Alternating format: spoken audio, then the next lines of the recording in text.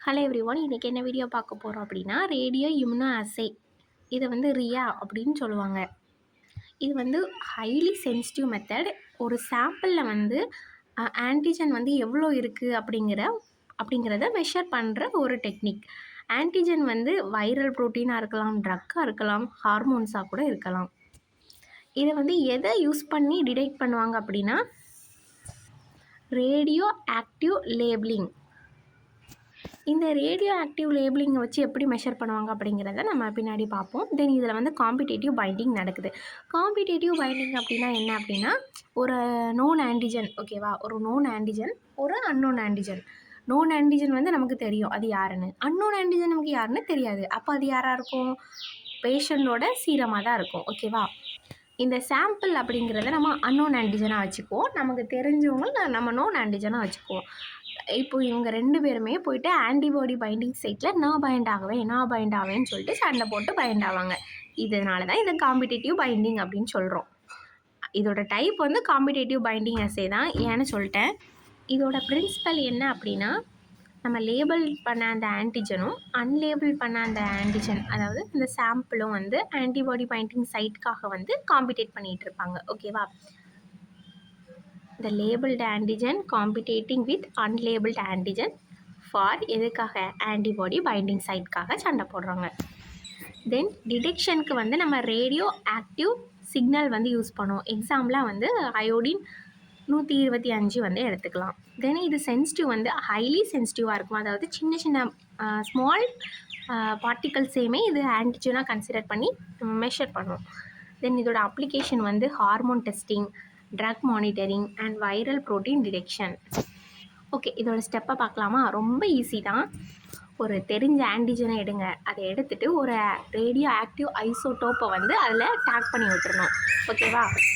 இப்போ அந்த ஆன்டிஜன் வந்து எங்கே போனாலும் நம்மளால் ஈஸியாக கண்டுபிடிக்க முடியலாம். பிகாஸ் அந்த ஆன்டிஜனில் வந்து நம்ம ரேடியோ ஆக்டிவ் ஐசோடோப்பை வந்து டேக் பண்ணி விட்டாச்சு. தென் இந்த ஆன்டிஜனை வந்து ஆன்டிபாடி அண்ட் லேபிள்டு ஆன்டிஜன், அப்புறம் பேஷண்ட்டு சாம்பிள், இந்த 3ஐயும் வந்து மிக்ஸ் பண்ணிடணும், ஓகேவா. நம்ம லேபிள் பண்ண ஆன்டிஜனும் இங்கே தான் இருக்குது, ஓகேவா. லேபிள் பண்ண ஆன்டிஜன் இருக்குது, பேஷண்ட்டோட சாம்பிள் இருக்குது. பேஷண்ட்டோட சாம்பிள் தான் அன்லேபிள்டு ஆன்டிஜன். இந்த 2ஐயுமே வந்து ஆன்டிபாடி கூட தான் நம்ம மிக்ஸ் பண்ணி வச்சுருக்கோம். இப்போ தான் காம்படிஷன் வந்து நடக்குது. அதாவது labelled antigen and unlabelled antigen, ஓகேவா. அன்னோன் அண்ட் சாம்பிள் வந்து அந்த ஆன்டிபாடி பைண்டிங் சைட்டுக்காக வந்து சண்டை போட்டுட்டு இருக்குது. ஓகே, இன்குபேஷன், அந்த ஆன்டிபாடி பைண்டிங் நமக்கு கிடைக்கிறதுக்காக கொஞ்சம் நிறைய இன்குபேஷன் பண்ணியாச்சு.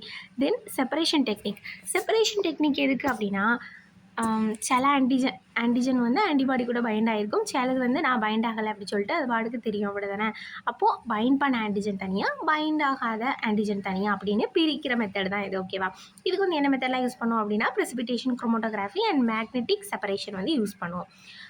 பவுண்ட் ஃப்ராக்ஷன் அப்படின்னா ஆன்டிஜனும் ஆன்டிபாடியும் காம்ப்ளெக்ஸாக ஃபார்ம் ஆகிருக்கும்.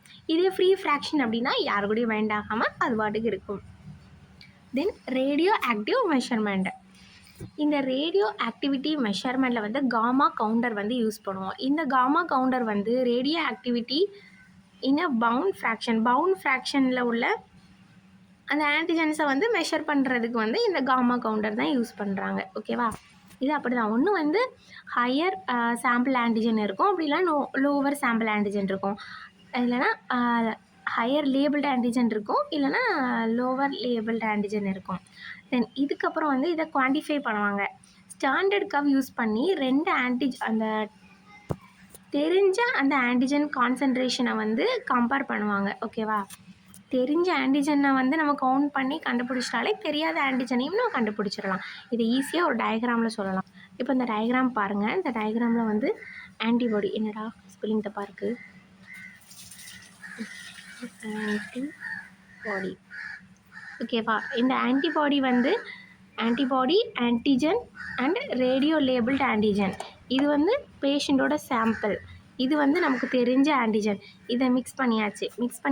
பவுண்டு ஃப்ராக்ஷன் அப்படிங்கும்போது இந்த மாதிரி ஆன்டிஜன் ஆன்டிபாடியும் காம்ப்ளெக்ஸ் ஃபார்ம் ஆகிருக்கும். இதை வந்து அந்த காமா கவுண்டர் வச்சு கவுண்ட் பண்ணிக்கலாம். ஃப்ரீயாக இருக்கிறத வந்து செப்பரேட் பண்ணிடலாம், ஓகேவா.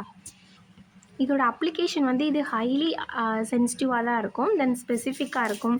ஹைலி சென்சிட்டிவ் அப்படின்னா சின்ன சின்ன பார்ட்டிகல்ஸையுமே இது அழகாக மெஷர் பண்ணிடும். தென் இதோட ஆன்டிஜன் ஆன்டிபாடி பைண்டிங் வந்து ரொம்பவே ஸ்பெசிஃபிக்காக இருக்கும்.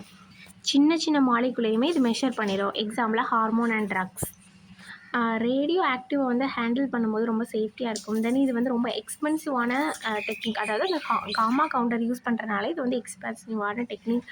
தென் இதோட அந்த ரேடியோ ஆக்டிவ் லேபிள்ஸோட ஷெல்ஃப் லைஃப் வந்து ரொம்ப கம்மி.